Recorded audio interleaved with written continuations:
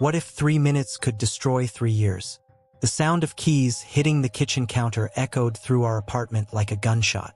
I didn't know it yet, but that metallic clang would be the last normal sound our relationship would ever make. How was work? Sarah's voice carried from the living room, but something was different. Wrong.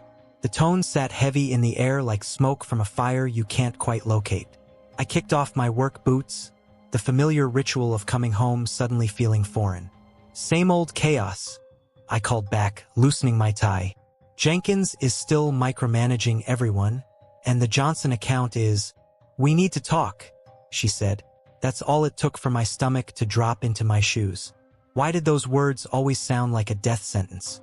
Sarah appeared in the doorway, arms crossed, her green eyes, the same ones I'd fallen in love with 3 years ago, now narrow and calculating.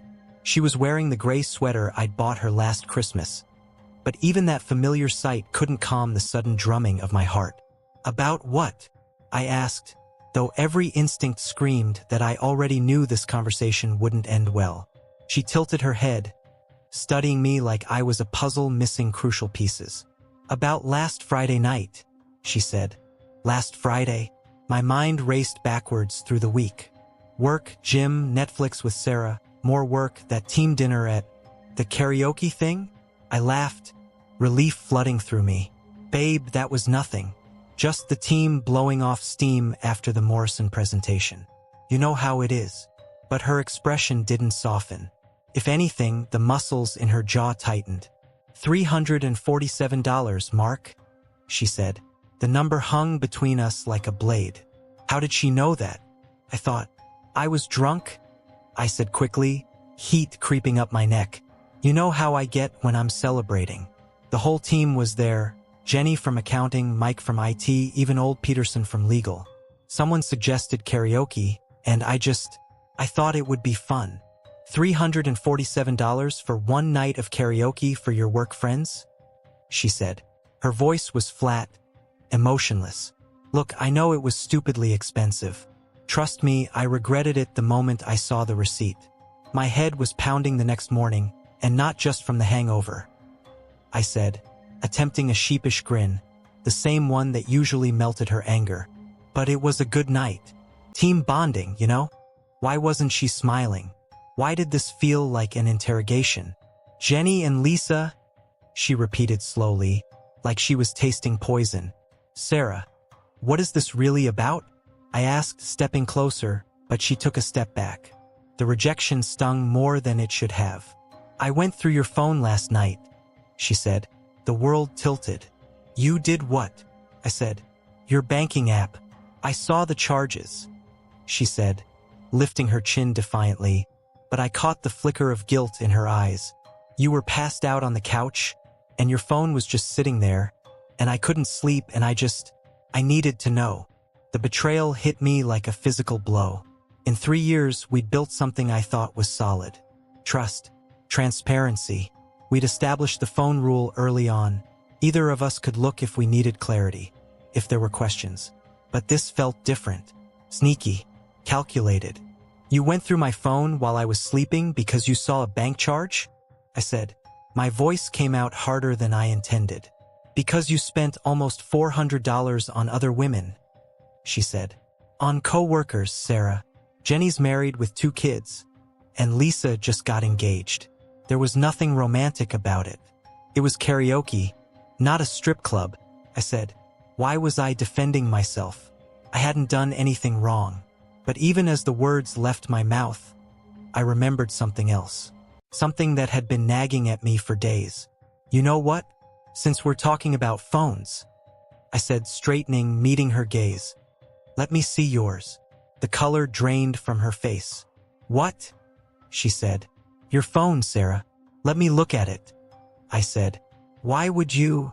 She started. Because you've been acting strange for 11 days.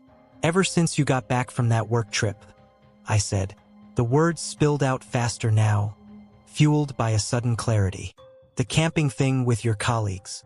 You were weird on the phone those 2 nights, distant, and then you came home, and it was like you were a different person. Mark, that's not, she said.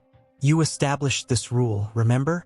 You said transparency would help with your trust issues. You said if either of us had nothing to hide, looking at phones shouldn't be a problem, I said, holding out my hand.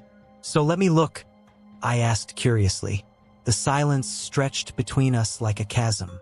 I could hear the neighbor's dog barking 3 floors down, the distant hum of traffic, and the sound of my own heartbeat in my ears. Why wasn't she reaching for her phone? I don't think that's necessary, she said finally. Neither was going through my banking app, but here we are, I said. I watched her face cycle through emotions. Anger, fear, calculation, something else I couldn't quite name. Her phone was in her back pocket. I could see the rectangular outline through her jeans. What was she hiding? Sarah, just show me the phone, I said. No, she said. The word hit like a slap. I couldn't believe what I was hearing. We've had this arrangement for 3 years. You made this rule because of your past, because of what your ex did to you. You said transparency was the only way you could trust again. This is different, she said. How is it different? I asked. She was backing toward the hallway now, one hand unconsciously moving to protect her back pocket. When had she become so defensive? When had us become me versus her? Sarah, if you don't let me see that phone, you're throwing away 3 years, I said. The ultimatum hung in the air between us. I hadn't meant to say it, but there it was, raw and final. Was I really going to end our relationship over this? But even as the question formed, I knew the answer. It wasn't about the phone anymore. It was about what the phone represented. It was about the woman I loved becoming a stranger who searched through my banking records while I slept but couldn't show me her own call log. Mark, please don't do this, she said. Then show me the phone, I said. Why were her eyes filling with tears? Why did she look guilty instead of angry? I can't, she said. Then pack your things, I said. The words felt like glass in my throat, but I couldn't take them back. How had we gotten here so fast? She stared at me for a long moment, her face a battlefield of emotions. Then, without another word, she turned and walked to our bedroom. Our bedroom. Would it just be my bedroom after tonight? I listened to the sounds of her packing. Drawers opening and closing, the rustle of clothing, the soft thud of items being placed in her overnight bag. The same bag she'd taken on that work trip 11 days ago. What had happened on that trip? Who had she met? What was on that phone? 20 minutes later, she emerged with her bag and her laptop case. I can't find my glasses, she said, not meeting my eyes. Her reading glasses, the blue-framed ones she wore when she was tired. Check the kitchen counter, I said automatically, then hated myself for still caring about her convenience when she was walking out on us. She nodded and headed toward the kitchen, her phone still in her back pocket, still off-limits, still the barrier between everything we'd been and whatever we were becoming. Why wasn't she fighting harder for us? I heard her moving around in the kitchen, opening drawers, shifting things around. The sounds seemed to go on forever, 3 minutes that felt like 3 hours. What was taking so long? How hard was it to find a pair of glasses? When she returned, her face looked different, composed, resigned. I still can't find them, she said. But you can look at my phone now if you want. Now? The words hit me like ice water. She pulled the phone from her pocket and held it out, but I didn't take it. After 3 minutes alone in the kitchen, after refusing for 20 minutes to show it to me, now you'll let me see it? I asked. Yes, I realized you were right. We don't keep secrets, she said, but she just kept one for 11 days. And 3 minutes in the kitchen was enough time to delete anything she needed to delete. I stared at the phone in her outstretched hand. It looked innocent enough. Black case, slightly cracked screen protector, the same phone she'd had for 2 years. But now it felt like evidence. Evidence of something I'd never be able to prove. What had she erased in those 3 minutes? I don't want to look at it now, I said quietly. What?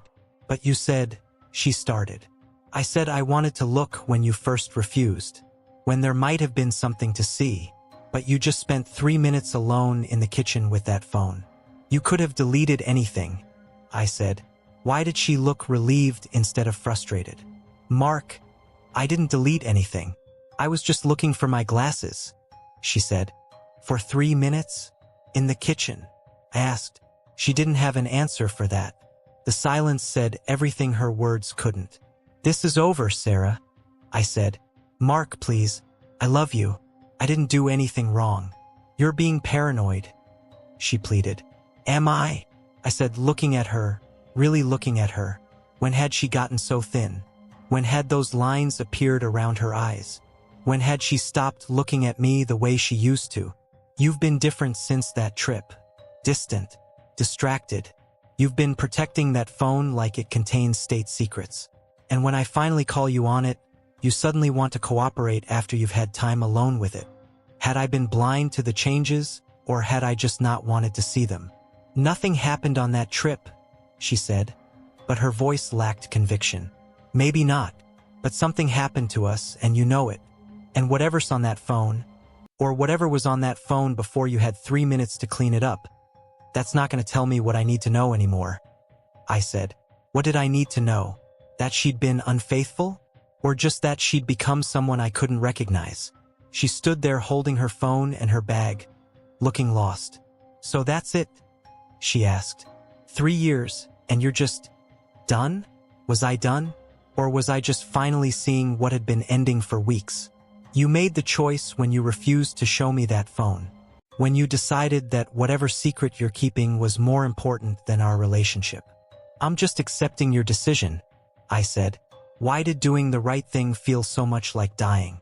She nodded slowly, tears finally spilling over. I'll come back for the rest of my things this weekend, she said. Fine, I said. Was it fine? Would anything ever be fine again? I thought. She walked to the door, then paused with her hand on the knob. For what it's worth, I really do love you, she said. Past tense or present tense? And why did it matter anymore? I know, I said. That's what makes this so hard. The door closed behind her with a soft click.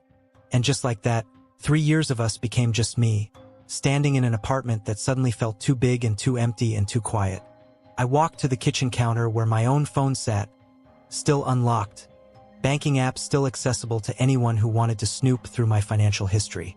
I picked it up and deleted the app entirely. Some rules, once broken, couldn't be unbroken. Outside, I heard a car engine start and then fade into the distance. In 3 minutes, she had destroyed 3 years. Not with what she did, but with what she wouldn't let me see her do. The apartment felt different now. Everything looked the same. Our photos still on the walls, her coffee mug still in the sink, the blanket we'd shared during movie nights still draped over the couch. But it was all just objects now. Props in a play that had already ended. How long until I could look at those photos without feeling like I'd been sucker punched? I walked to the window and looked down at the street. Her car was gone.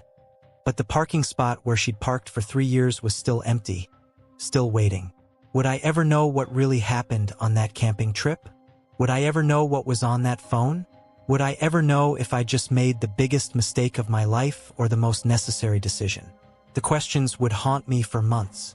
But in that moment, standing alone in our apartment, I knew one thing with absolute certainty.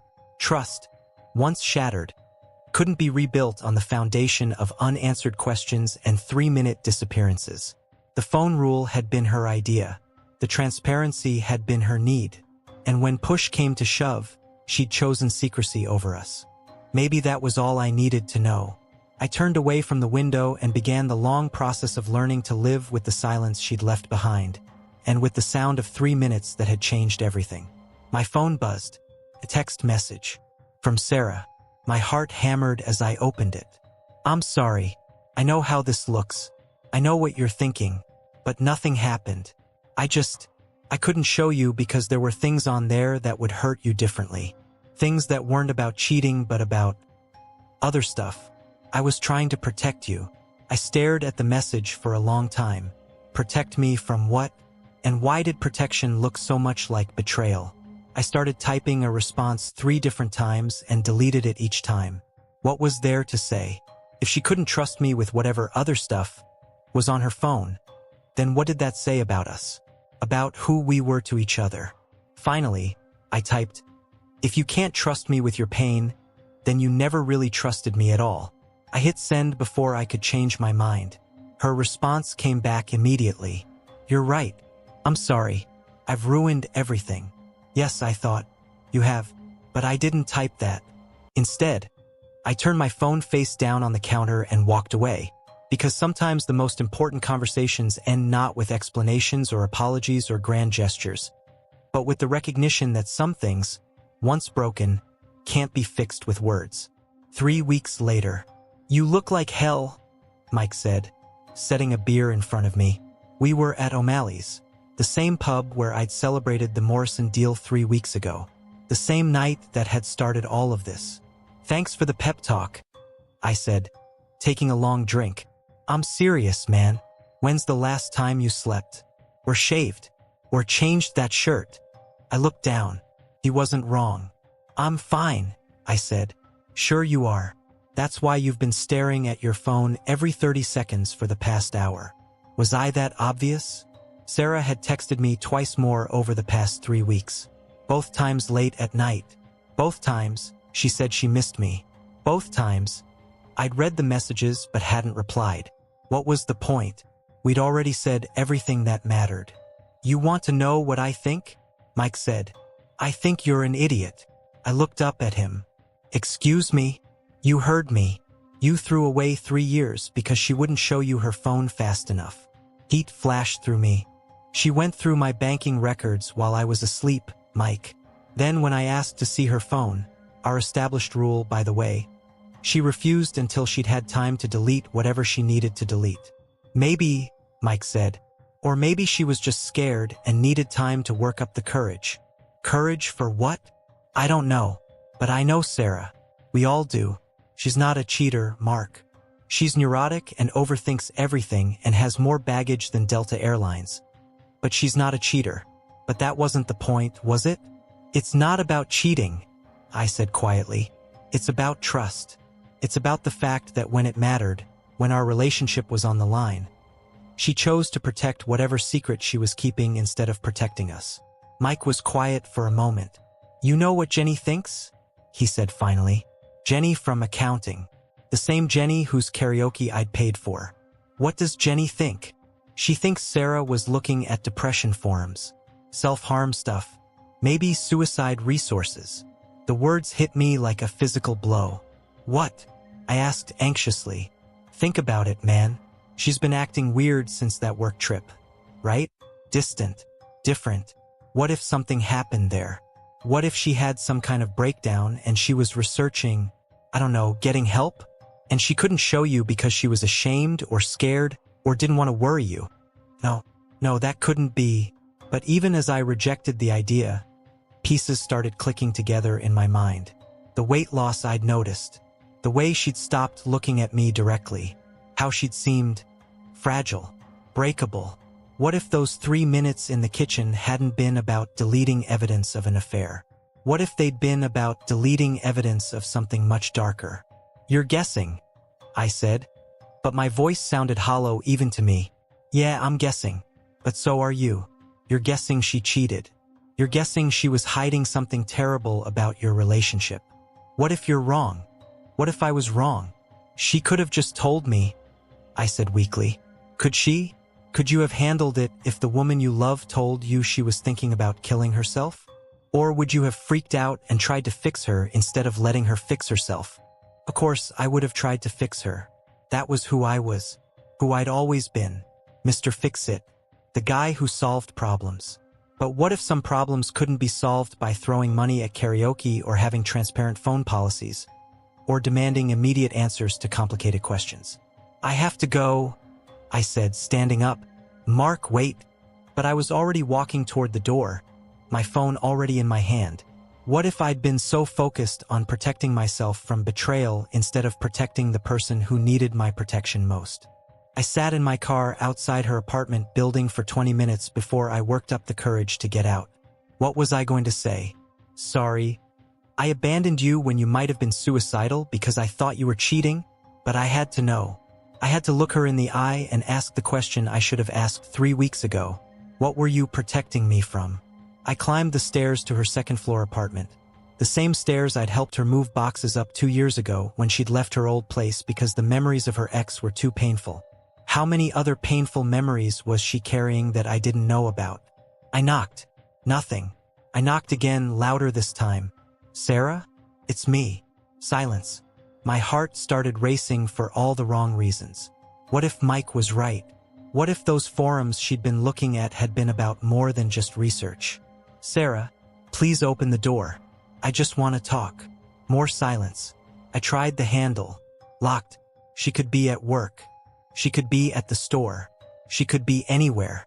But every instinct I had was screaming that something was wrong. I pulled out my phone and called her. It went straight to voicemail. She'd never ignored my calls before. Even when we were fighting, she'd always answered. I called again. Voicemail again. This was stupid. I was overreacting. She was probably just... But I couldn't finish that thought because I didn't believe it. I ran back down the stairs and around to the building manager's office. I need you to do a wellness check, I said to Mrs. Chun, who'd known us both since Sarah moved in. What's wrong? She asked, immediately concerned. I can't reach her. She's not answering her door or her phone, and I'm worried something might have happened, something I might have caused.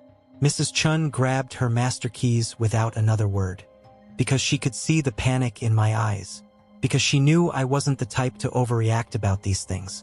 We climbed the stairs together, my heart hammering harder with each step. What if I was too late? What if those 3 minutes in the kitchen had been her deciding that deleting everything was easier than explaining it? What if I'd pushed her over an edge I didn't even know she was standing on? Mrs. Chun knocked. Sarah, dear, it's Mrs. Chun. Mark is here, and we're worried about you. Nothing. She unlocked the door. Sarah? She called as we stepped inside. The apartment was dark. Curtains drawn. It smelled stale, like it had been closed up for days. Or like someone had been lying in bed. Not eating, not moving, not... Sarah? I called out. A sound from the bedroom. Movement. Thank God. I rushed toward the sound, leaving Mrs. Chun behind me. Sarah was there, in bed, very much alive but looking like she hadn't slept in weeks. Her hair was tangled. Her eyes were red and swollen, and she looked up at us with the expression of someone who'd been caught doing something shameful. Mark? She said, her voice hoarse. What are you doing here? She looked so small, so fragile. How had I not seen how fragile she was? I was worried about you, I said, relief and guilt warring in my chest. You weren't answering your phone. I turned it off, she said quietly. I didn't want. She didn't finish the sentence. Mrs. Chun looked between us and quietly excused herself, closing the door behind her. Now it was just us. Just the truth, whatever that was. Sarah, I said, sitting on the edge of the bed but not too close. I need to ask you something, and I need you to be honest with me. She nodded, pulling the covers up to her chin like armor. Those 3 weeks ago, when you wouldn't show me your phone, what were you protecting me from? Please don't let it be what I think it was. She was quiet for a long time. So long, I started to think she wouldn't answer. Then, in a voice so small I almost didn't hear it, I was looking up ways to kill myself. The world stopped. What? I whispered. That night in the kitchen, when I said I was looking for my glasses. I was deleting browser history, suicide methods, forums about how to make it look like an accident so the people you leave behind don't blame themselves. Oh God. Sarah, I've been thinking about it for months, she said, still not looking at me. Since before the work trip, but being there, being around all those people who seemed so happy and normal and put together, it made it worse. I felt like such a fraud, like I was just pretending to be okay when really I was drowning. How had I not seen it? How had I been so focused on protecting myself that I'd missed her drowning right in front of me? Why didn't you tell me? I asked. Because I knew you'd try to fix me, and I knew you couldn't. And I was afraid that if you saw how broken I really was, you'd leave anyway. But it would be because I was crazy instead of because I was unfaithful. At least if you thought I was cheating, you could hate me instead of pitying me. So when I demanded to see your phone, I panicked. I couldn't let you see that I'd been researching how to leave you. Because despite everything, I loved you too much to want you to know that loving me hadn't been enough to keep me here. I was going to be sick. And then when I finally offered to show it to you, I deleted everything. All of it. The searches, the forum posts, the notes I'd written to you for afterwards. All of it. She'd written me notes. Goodbye notes. I put my head in my hands. I've been so wrong. So catastrophically, dangerously wrong. I threw you out, I said. When you were suicidal, I threw you out. You didn't know. I should have known. I should have seen. All those signs. The weight loss. The distance. The way she'd stopped looking at me directly. How had I interpreted all of that as evidence of infidelity instead of evidence of depression? I'm sorry, she whispered. I'm so sorry I couldn't just tell you. I'm sorry I made you think I was cheating. I'm sorry I'm so broken that loving me feels like a punishment. No, she didn't get to apologize for this. Don't, I said, looking up at her. Don't you dare apologize for being in pain. Don't apologize for not knowing how to ask for help. And don't you ever apologize for loving me not being enough to fix everything. Because that's not how love works. That's not how healing works. Why hadn't I known that 3 weeks ago? I don't know how to get better, she said, tears finally coming. Then we'll figure it out together, I said. If you want to, if you'll let me, please let me. Please give me another chance to be the person you needed me to be. I thought you hated me, she said. I thought you'd betrayed me. But even when I thought that, I never stopped loving you. And now that I know the truth, I moved closer carefully like she might spook. Sarah, the only thing I hate is that I wasn't there when you needed me most. How many nights had she lain in this bed, planning her exit from the world, thinking I'd rather believe she was unfaithful than know she was dying inside.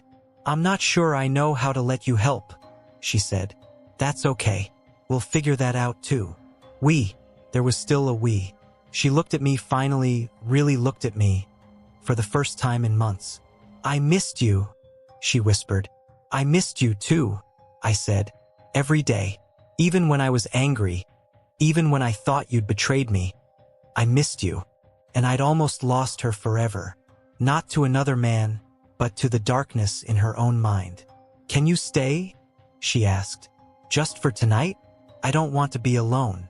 I'll stay as long as you need me to, I said. Because sometimes love isn't about grand gestures or perfect trust or transparent phone policies. Sometimes it's about sitting in the dark with someone and promising them they don't have to face the darkness alone. I'm going to get help, she said. Real help. Professional help. We're going to get help, I corrected gently. Both of us. Because I clearly don't know how to recognize when the person I love is in pain. And that's something I need to learn. Because I'd been so busy protecting myself from betrayal that I'd betrayed her by not seeing her struggle. She nodded, exhaustion written in every line of her body. Can I hold you? I asked. Please say yes. Please let me hold you and promise you that tomorrow we'll start figuring out how to build something stronger than what we had before. Please, she whispered. And for the first time in 3 weeks, she didn't feel like a stranger in my arms. 6 months later. So how are things? Dr. Martinez asked. Sarah and I sat on the couch in her office, not quite touching but closer than we'd been in months. Better, Sarah said. Harder, but better. That was the truth. Recovery wasn't linear. Love wasn't simple. But we were both learning. Mark, Dr. Martinez asked. I'm learning to listen instead of trying to fix, I said. And Sarah's learning to trust me with her pain instead of protecting me from it. It was slow work. Some days were good. Some days were terrible. But we were doing the work. And the phone situation? Sarah and I looked at each other. We talked about this a lot. We don't have a phone rule anymore, Sarah said. We have a talking rule. If something's bothering one of us, we talk about it instead of investigating it. It was terrifying and liberating at the same time. How's that working out? Some days better than others, I admitted. But we're getting there. We were getting there. Together. After the session, we walked to the coffee shop where we'd had our first date 4 years ago. I've been thinking, Sarah said as we sat down with our drinks. That phrase used to terrify me. Now I just listened. About what? About that night, when you demanded to see my phone. We talked about this dozens of times in therapy, but I let her continue. I think part of me wanted you to find out. Not about the suicide stuff, but I think I wanted you to push hard enough that I'd have to tell you the truth. Because I couldn't figure out how to ask for help. Maybe that was why she'd gone through my banking records in the first place. Not because she suspected me of anything, but because she was hoping I'd catch her and demand answers. I should have asked better questions, I said. We both should have done a lot of things differently, but we're learning. Yes, we were learning. I love you, she said, reaching across the table to take my hand. I love you too, I said. All of you, even the broken parts, especially the broken parts, because that's what love really was. Not the fairy tale version where everything is perfect and transparent and easy, but the real version where you choose each other even when it's hard. Especially when it's hard. Even when I can't show you my phone fast enough? She asked with a small smile. Even then, I said. But next time, just tell me you're looking up ways to get help instead of ways to leave. Deal? Deal, she said. And this time I believed we'd both keep our word. Because sometimes the most addictive love stories aren't the ones where everything works out perfectly. They're the ones where two people choose to stay and fight for each other, even when fighting means admitting they don't have all the answers. Even when it means learning that love isn't about perfect trust. It's about choosing to rebuild trust, piece by piece, conversation by conversation, day by day. The phone had never been the real issue. The issue had been learning how to be honest about the things that scare us most. And that was a lesson worth 3 minutes, 3 weeks, 3 months, or however long it took to get right. Because some conversations are worth waiting for, and some people are worth fighting for, even when the fight is with yourself. Thank you for listening to the story. Please don't forget to like and subscribe to the channel. See you in the next video.